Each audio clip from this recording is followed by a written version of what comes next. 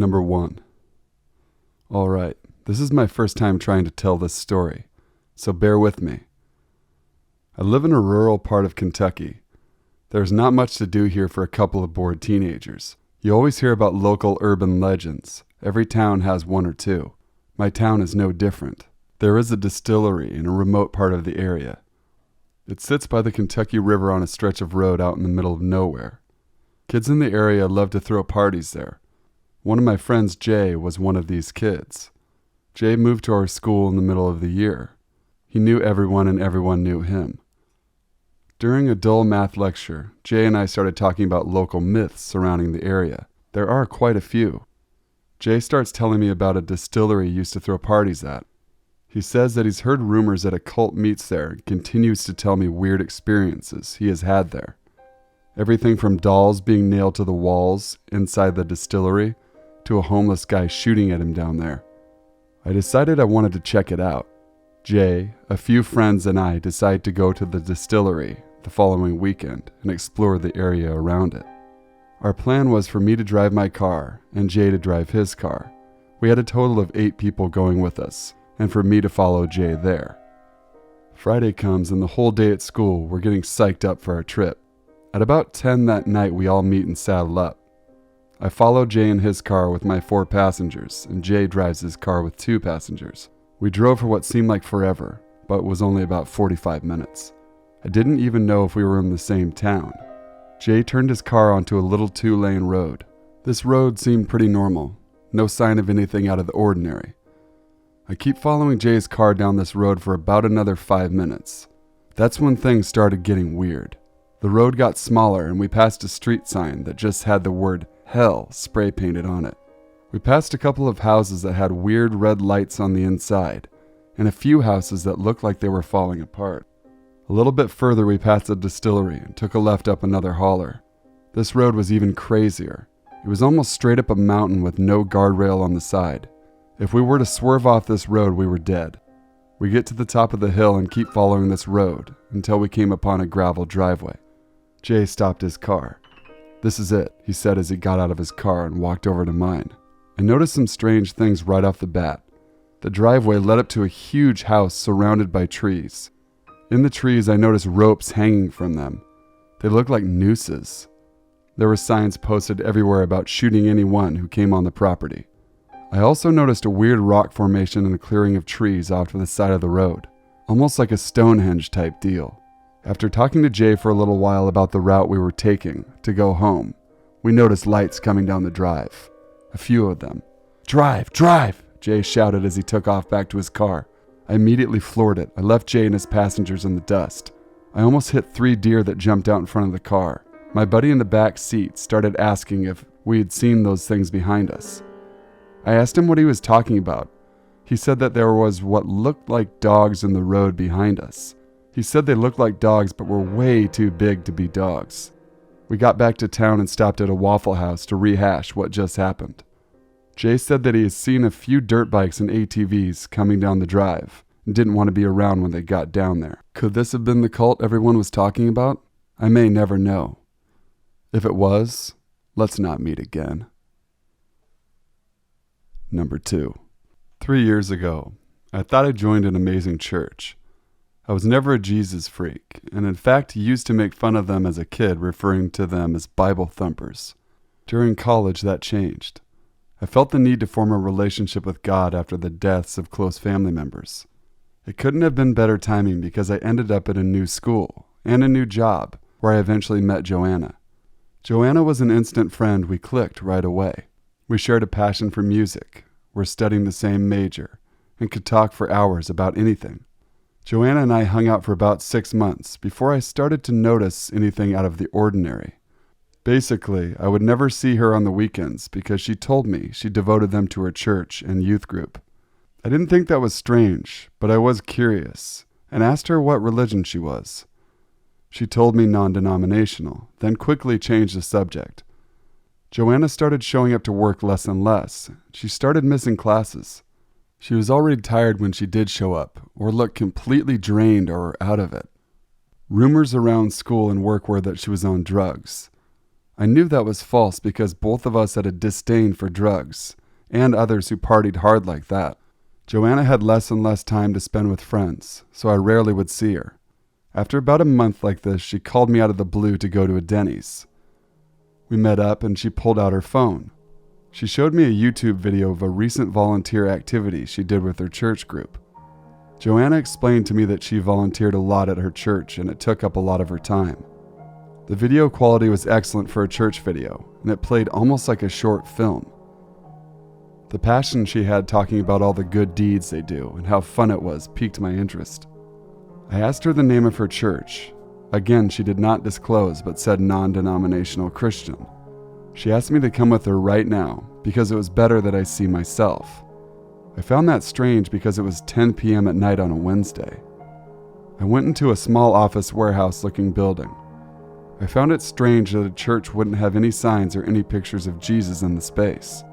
It looked like a child's daycare or learning center. Immediately, women rushed over and hugged me. It was unreal.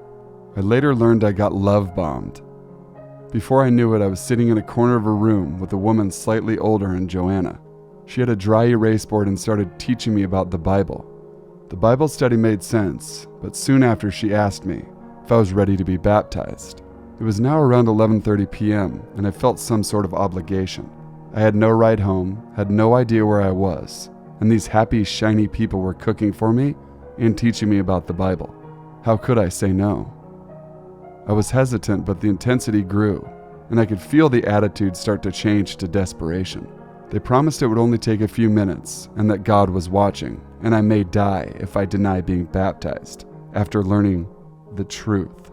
So like an idiot, I agreed and was rushed into a bathroom to get changed into a white robe. When I let them know I had changed, they ushered me into a bathtub where a small Asian man walked in. Apparently, he was the pastor. He told me not to be nervous and that the water would be warm. I knelt down in the shower, with the lights dimmed while the rest of the women came in wearing veils over their head, singing in some strange monotone voices. I heard him baptize me in the name of an Asian god, and that's when I got freaked out. Once I left, I was baffled and nervous. It was such an intense feeling. I was still stuck there as Joanna had driven me way out into the country, so I had no idea where to go. They made me more food and later told me that the name I was baptized under would later be explained to me when I returned to study more. Everyone kept telling me how I was a part of the family now. I ended up returning and being pretty heavily brainwashed by this group, to the point where I felt like they were my family. I did things I'm not proud of. I helped recruit people and spent hours and days and weeks there. Eventually, I found out that Joanna was just a recruiter, someone who just forms fake friendships to bring more young women into this group. I escaped mentally and deprogrammed and disfellowshipped.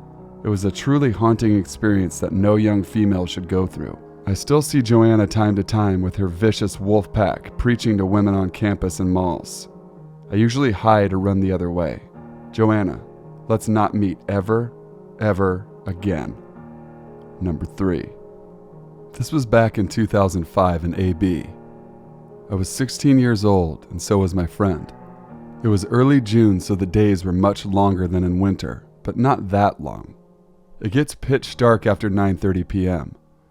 So me and my friend decided to take a walk outside the park. This is a residential neighborhood, but as anyone living in AB knows, people aren't really that much in parks walking here, especially at this time. So we start walking to the park and enter by the left side of the park. We walk through the swings, the plastic tubes meant for children to play, and walk through the gravel. To our left is just straight grass that leads to a small valley. To our right is a condominium. So we start walking that little valley. It's pitch black, so we don't really notice anything suspicious at first. Suddenly, as we get closer and closer, my friend bolts like crazy. I don't get it. So I look away from the direction he runs, and in front of me, there are 6 people in black robes with arms folded and being led by some kind of leader. They all looked sideways at me at the same time, and I got so scared. I froze for a second, but then I bolted. These guys didn't look like martial artists, but a satanic type of cult from a movie. Satanic cult? Let's not meet. Number 4. It was Halloween night when I'm pretty sure I was 13 years old. I had packed a backpack with a crappy Talon paintball pistol and some ammo, and rode my bike off to my friend's house. I remember we went around for a little while, but seeing as how neither of us were really up for an actual mischief, we shortly parted ways and he went home. He lived a few miles away, but seeing as how much I rode my bike in those days, I thought nothing of riding several miles in the other direction to try to meet up with another acquaintance from school. I don't remember what happened with that, except that some point I decided to check out a music store, but it had already closed, and I had to convince the cops that I wasn't thinking of breaking in that night. Apparently a kid trying a door to a business at night was suspicious, which I admit is a bit unusual, but not necessarily sketchy. But that's mostly irrelevant. As I was eventually finally riding home, the streets were deserted as the trick-or-treaters and their families had long went in for the night, and I had the neighborhood to myself. At some point about 1.5 miles from my home, I began to notice an older model Honda following me. Shortly after, it probably became apparent to them that I had noticed them. The vehicle pulled up at the next street, but their timing was off as I went by them, just as I came to a stop. They tried again at a fork in the road, but this time the way home for me was the other way, so I avoided them again, thus far without intentionally having to do so. I had noticed, however, that in this little car there were at least 3 individuals. The final time they pulled ahead of me about 2 blocks, 2 guys got out and ran onto the path on each side of the street. At this point I knew something was up, but I had the idea that this being Halloween, they were probably trying to throw eggs at me or do something dickish like that. So instead of turning around, which would take me farther away from home, by this point I was only minutes from home, I rode out to the middle of the street and both guys noticed and closed in. Unfortunately for me, where they were was at the bottom of a hill, so I lost a lot of speed and they closed in. It was around this time I noticed that they were both wearing hoodies and had bandanas covering their face, like stereotypical Old West outlaws. They began to chase me. One nearly caught me as I pumped for all I was worth on my bicycle pedals. At one point he actually grabbed my backpack, but I think I knocked his hand off. The whole time they were yelling, "Where the fuck are you going?" again and again. I got away and booked it home. I remember shutting my garage and lights off in case they followed me home, but I guess they didn't. I never told anyone or reported it. I don't know why. Maybe I was afraid if I did so, my parents wouldn't let me go out at night anymore. I don't know what those guys had in mind for me, but it couldn't have been good. I've had other close calls as an adult, but nearly all were kind of my fault for being in the wrong areas, doing the wrong things in the first place. Hey guys, Sinful here. Thanks for listening to the video. Please make sure to leave a like, comment, share as much as you can, and subscribe to the Sinful Society if you haven't already done so. Thank you guys so much again for all your love and support on a daily basis. It means everything to me. Looks like we're almost at 3,500 subscribers. The growth process for my channel has been a bit of a slow one, but consistency is better than nothing, right? Thanks guys. Until we meet again, stay sinful.